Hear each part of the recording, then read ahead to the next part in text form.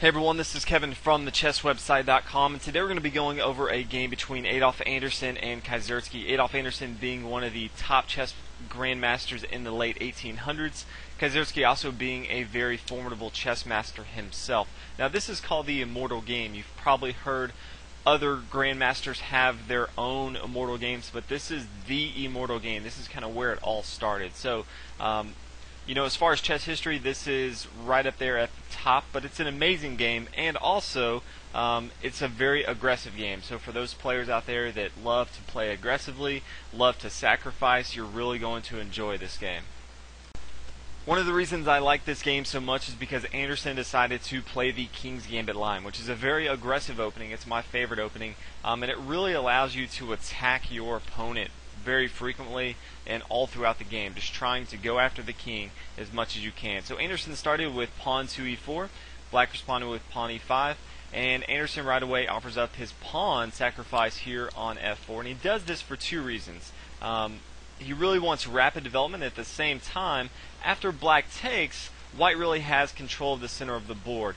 This pawn here on e5 from Black was kind of controlling these dark squares on d4 and f4, but Black no longer has control of the center of the board. Now keep in mind, White is down a pawn in material, but a lot of times he can make that up later on in the game.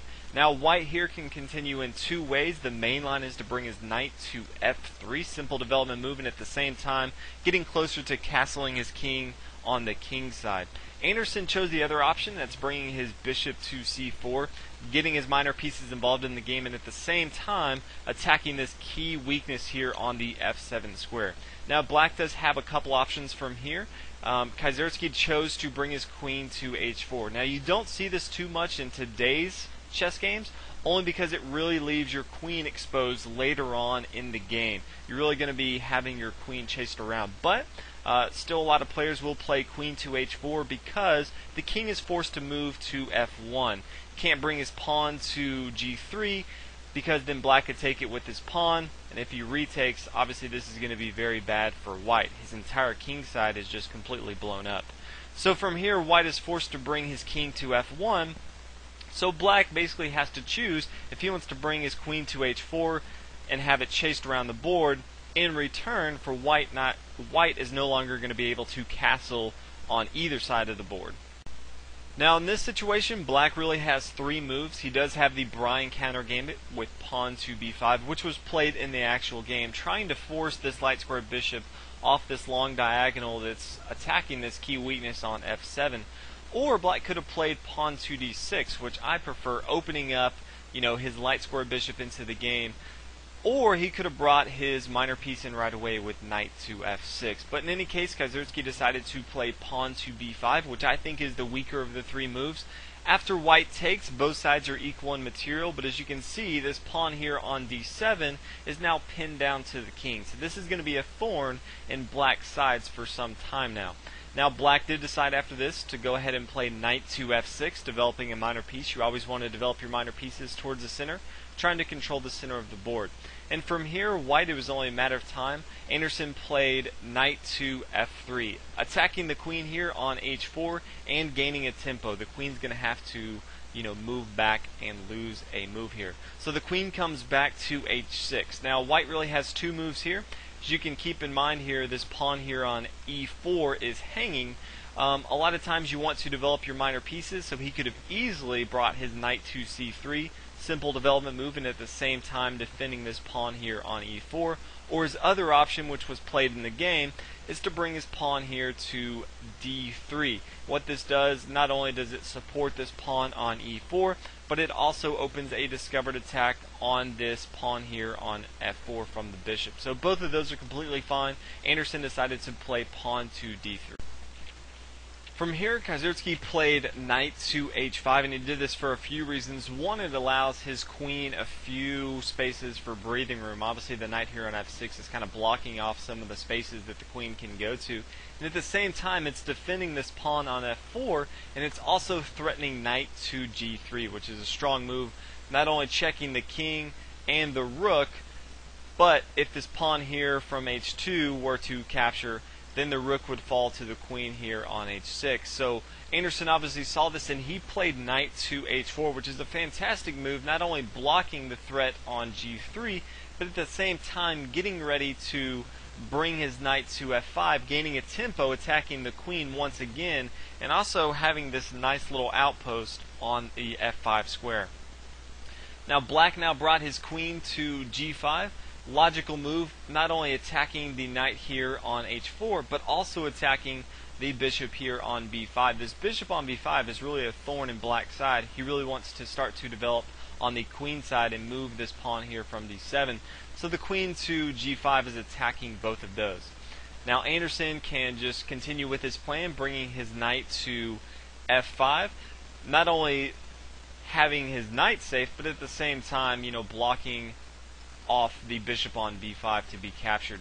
Now from here it would have been, the best move if Kieserski would have played pawn to g6, kicking off this knight here on f5, because this is a strong outpost for the knight here on f5. But Kieserski did not. Instead he played pawn to c6. Again, really trying to get this bishop out of the way so that the pawn here on d7 can start to push up the board and try to counter as far as center control is, because right now black has no center control. Great thing about Anderssen, and he continued to attack the entire game. Even when his own pieces were being attacked, he decided to counterattack on the other side of the board. And that's exactly what he did. In this case, Anderssen played pawn to g4, attacking the knight here on h5. Now keep in mind that black could play en passant. This is a legal move here, but keep in mind that his queen would be hanging from the bishop on c1. So this was not an option for black. Instead, he decided to go ahead and move his knight back. So he brought his knight back to f6, kind of retreating here. At the same time, he is still putting pressure on this bishop here on b5. Great move from Anderssen. He decided to now bring his rook to g1 here. Obviously, he would have liked to right away play his pawn to h4, starting to attack, the queen. But the queen and the knight are both attacking this pawn on g4, and so the queen could just come down and take this pawn right away. Anderssen knew this and saw that right away he could bring his rook to g1.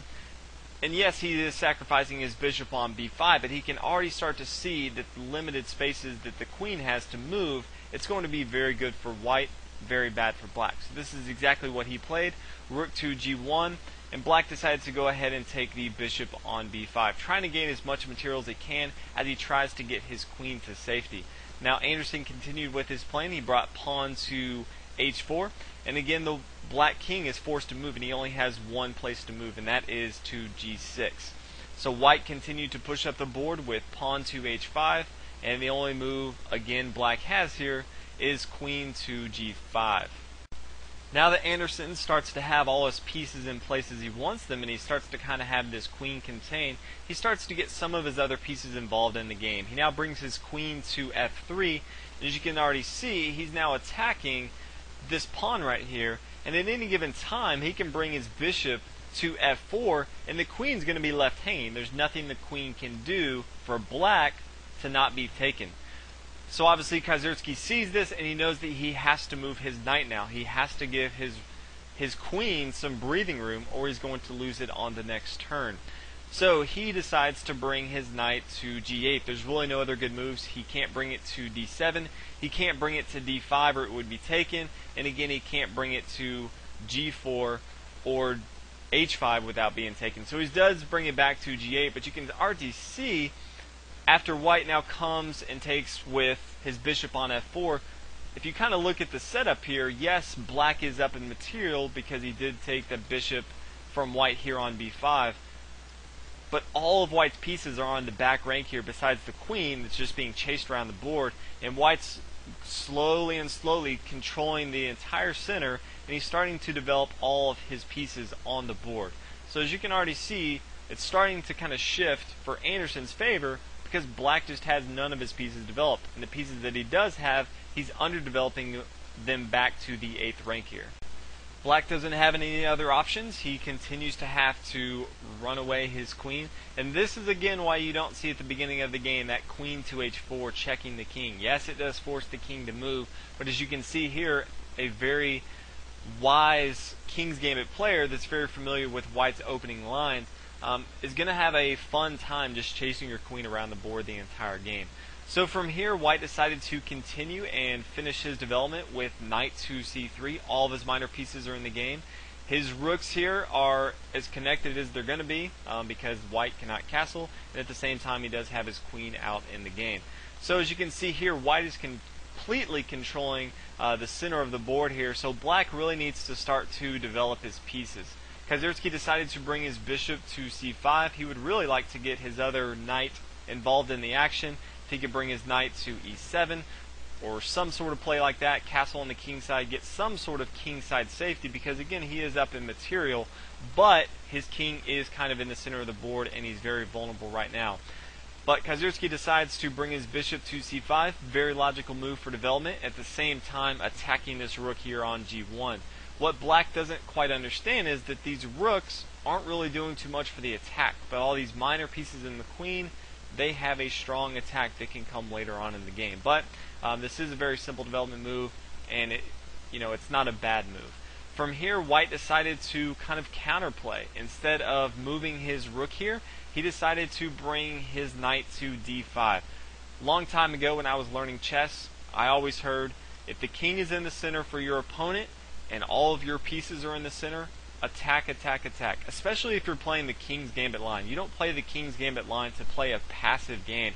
You're really trying to attack, attack, attack. And so that's why Anderssen in this situation played knight to d5. Yes, he is attacking the queen here on f6, but even more importantly, he's attacking knight to c7 check, forking both the king and the rook there on a8, and at the same time the king's still in the middle and he's just waiting to be attacked here. From here, Black decided to come down and capture on queen to b2, and White here had a fantastic move. It's probably the crown jewel in the game here, so if you want to pause and take a minute and see if you can come up with the move. But it's bishop to d6, and really what this does is it threatens a lot of different mating opportunities for White, but it's sacrificing both of the rooks here. Obviously you can see the rook here on g1's hanging, along with this, taking with queen to a1, checking the king on f1. White's basically giving up both of these rooks here to bring his bishop to d6 here. Now it probably would have been a lot smarter if queen came, captured on a1 first, and then after Black moved to e2, Black can now come to b2, obviously threatening taking on c2, gaining a tempo yet again, so Anderssen would be forced to bring his king to d2, and now the bishop could come down and take on g1.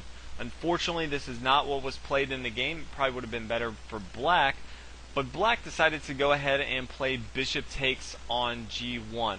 And after the bishop came down to g1, this is kind of the dagger in the coffin. The pawn now came to e5, and what this does from White, it does one simple thing, but it's huge in the game because it now restricts this queen here on b2 to get into the game. This queen can no longer defend the king up here, and it's only a matter of time before Anderssen can just completely dominate as far as checkmating the king. It's in the center of the board, and he has all of his pieces in the center of the board to attack the king. From here, Black decided to bring his queen to a1, and after the king came to e2, a lot of people say that Kieser actually resigned in the game right away. Partly due to the fact that it's been said that Anderssen announced the mating moves in the game, which I always think is kind of funny if you're playing a master on the chessboard, just in the middle of the game to say you lost, and just say, let me show you how I'm about to beat you, and then just have your opponent just forfeit. I think that'd be really funny. But to show what the actual mate that was announced is, we'll go ahead and continue on the board. Black brings his knight to a6, and then White has a very nice mating net here. He brings his knight to g7, attacking the king here. The king only has one move, bringing his king to d8, and now just to kind of add salt to the wound, brings his queen to f6. Black is now forced to capture with his knight, and now the bishop can come to e7 checkmate. So a fantastic move. If you look at it, White is down a queen, two rooks, and a bishop in material, and at the same time was able to win a game against a very strong master here. So this is a fantastic example of how attacking, sacrificing can go well for you. Obviously it can go bad sometimes, but if you have a strong attack, especially if your opponent's king is in the center of the board, you can continue to attack and good things can happen. So hopefully you guys enjoyed the Immortal game, one of the greatest chess games ever played. Obviously that's debatable what the greatest game is ever, but this is the Immortal game. So hopefully you enjoyed, hopefully you learned something. If you haven't already, please subscribe, and I'll see you guys in the next video.